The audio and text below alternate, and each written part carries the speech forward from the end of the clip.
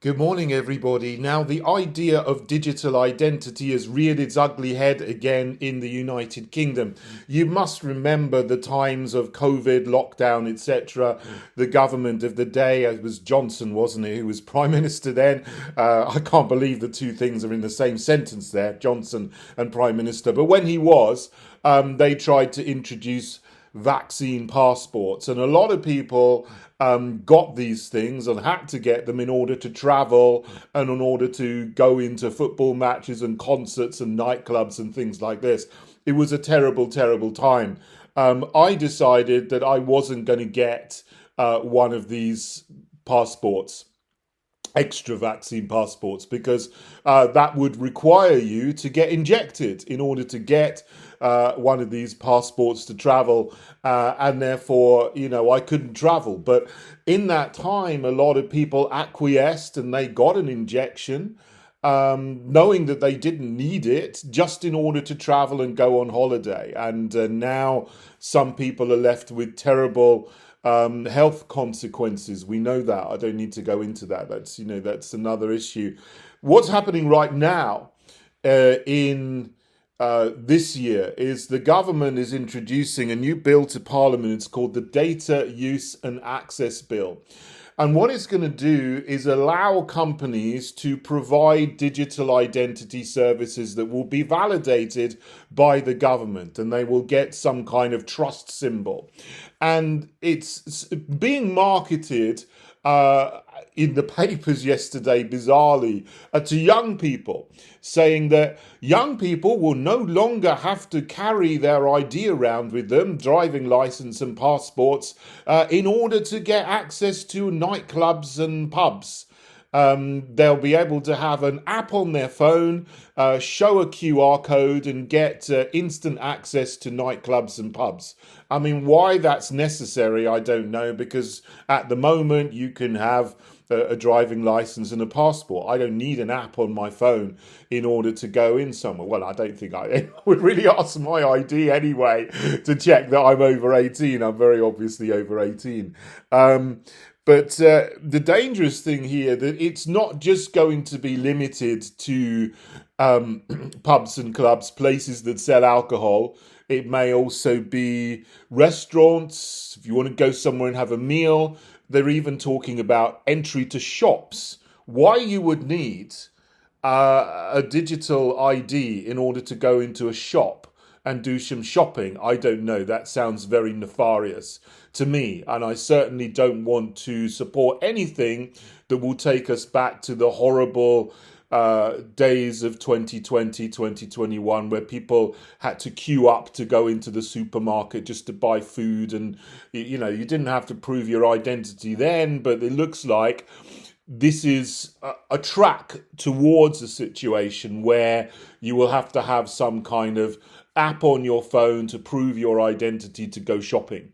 So digital ID, linked to some kind of social credit system, like the is in you have in China, as we know, as they tried to bring in 2020, 2021, but people resisted, I think, and they didn't get the fullness of what they wanted to do. They didn't get the full control over people because so many people resisted having vaccine passports. They just didn't take them up to the level that they wanted them. They wanted every single person in the country to take it up. And yes, a significant number did, but a significant number didn't, and said, I'm never ever going to get one of these things, and I'm never ever going to get an injection. And there were 10 million or more people in the UK who stood against this, and therefore they couldn't bring it in because there wasn't 100% take up. They're also talking about needing a digital ID to pay your taxes. Why you need it to do that? I mean, for most people, they just take it out of your bank account or take it out of your wages anyway, if you're salaried. And also to open a bank account, which again is quite disturbing, was why would you need a digital ID to open a bank account? You don't need one at the moment. Yes, you do need to prove your ID. You can show your passport. You can show letters. They require you to show proof of address. So you take in a couple of letters showing that you live where you live.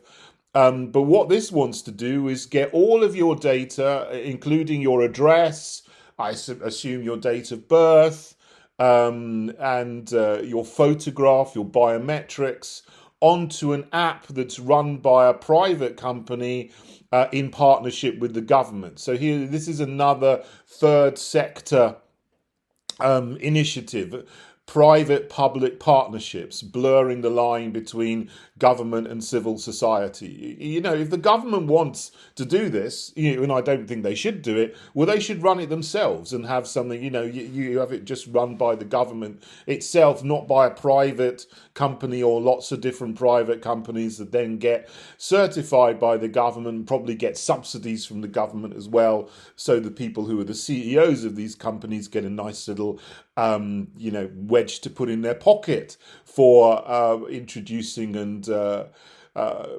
continuing the agenda of digital identity and totalitarian control. I'm not saying that I agree with it. I don't. But this is doubly bad because we shouldn't have digital ID, and it shouldn't be a scheme for private companies that are in the favour of government to get some more taxpayers' money in order to enslave us who pay the taxes. It's doubly wrong. It's probably triply and quadruply wrong. And as I go on, I'll probably think of more things why it's wrong. So yes, and here's another one. See, in some of the reports about this that were all over the mainstream media yesterday, one of them spoke about there's going to be a scheme there's already a trial scheme for 250,000 veterans to be able to access something called digital veteran cards. And it says this will speed up access to services and support programs. Now, why should it be that if you don't have a digital ID, if you're a veteran, that you are not going to get sped up access to services? You shouldn't be at a disadvantage. The services that are provided to you should not be slower and more difficult to access if you choose not to have a digital ID. So this is another thing. You see, what they're saying is it's not going to be compulsory. That's made, that's said in these articles. Whether that will, that's a bait and switch probably. But they're saying at the moment it won't be compulsory. But what does appear to be happening is that with these things, when they're brought in, you're going to have an apartheid system. So you have a digital ID, you get access to everything quicker and easier. But if you choose to keep your data private, to live life as you've always done with no need to put your ID and your data on some app with some company that heaven knows what it's going to do with it, then your life is made more difficult because you don't get entry to certain things, or it takes longer to get into certain places, or you don't get access to certain services as quickly as other people. And you know how these things go. People drag their heels so much and so for so long that your life is made so difficult if you don't go along with the program, that eventually people say, well, I just need to get this digital ID because it's going to make my life more convenient, more simple, more easy, more quick. And this is in itself coercion. And this kind of coercion is completely morally wrong. And they're already hinting at this, talking about the veteran, the digital veteran cards that they're going to bring in quite soon as a trial, before they roll it out with these companies for everyone. First of all, looking like they're going to target young people and then roll it out to more people across the country. You know how it goes. You know how it goes with the injections when they rolled them out. First of all, it's like, well, we need to shield the elderly, and then we'll end the lockdown. And then it's like, well, then it's everyone over 50.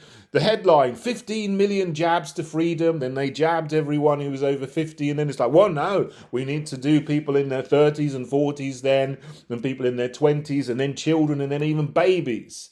So this was a lie. It was a complete bait and switch, step by step by step. They promised, if you just take this, then you can have freedom. That was back in the days of the lockdown. It's a slightly different operation here, but they're trying to use a carrot at the moment, but I'm sure the stick is not far behind. And what we need to do is simply say no en masse in our tens of millions. We are never going to get a digital ID. I'm going to stick to using paper forms of identification. I have my passport, I have my driving license, I have proof of address.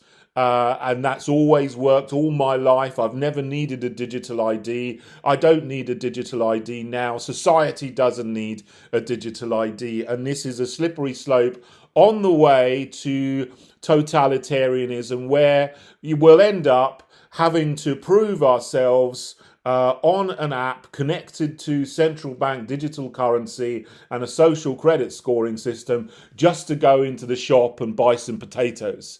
It's not going to stay just with proving your identity for young people who want to buy alcohol and go into a club, things that not many people do in wider society. I mean, I did when I was younger, but I don't do that anymore. I think the last time I went to a club was over 10 years ago. I don't do that anymore.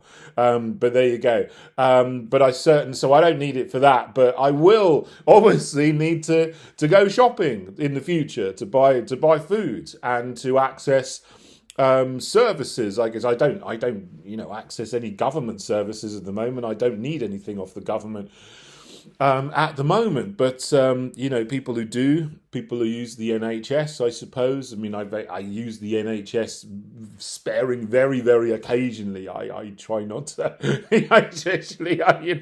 Sometimes you're worse off going to the NHS than if you don't. I mean, sorry, I'm laughing, but it's just a number of people. It's not funny. The number of people who have obviously been injected by NHS agents, and they're far, far worse off than if they'd not gone at all. Makes me. It's I shouldn't say it makes me laugh, but because it's not funny. But they're portraying this as something, we're doing something good for you, but actually you go and you get harmed by these things. So, I don't need a digital ID to identify government services, or certainly not to pay taxes. I mean, if they want taxes, they can come and get them. I'm not gonna anyway, no, better not go down that route, because someone will use my words against me. But there you go. Digital identity, just say no, never. We're not going to have it. Keir Starmer, Tony Blair, take your digital identity and stick it where the sun doesn't shine. Thanks for listening, everybody. Stay free. God bless you all.